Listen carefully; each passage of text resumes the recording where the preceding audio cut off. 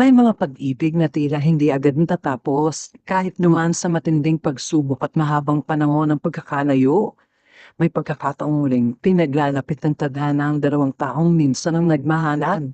Ganito ngayon ang nakikita ng maraming netizen kina Chris Lawrence at Katrina Halili.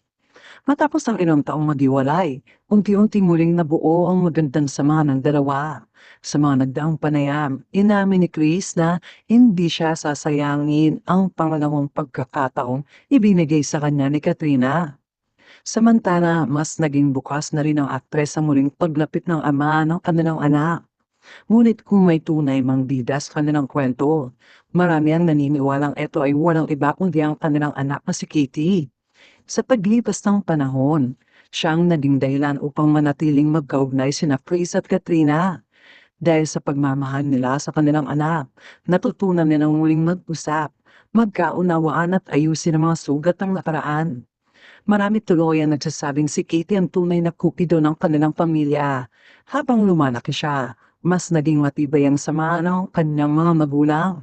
Ang dating tila imposible ay unti-unting naging imposible, at ang dating malayo ay tila muling naging malapit.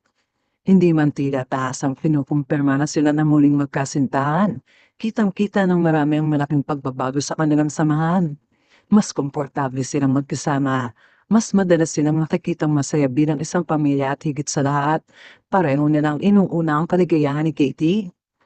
Para sa kanilang mga tagahanga, isa itong patunay na may mga relasyon na maaaring mabigyan ng panibagong simula. Minsan, hindi sapat ang tamang tao lamang.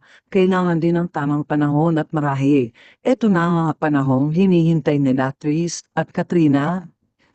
Kung sila man ay tunay na magkakatuluyan, panahon lamang ang makapagsasabi, ngunit sa ngayon, isang bagay ang malinaw.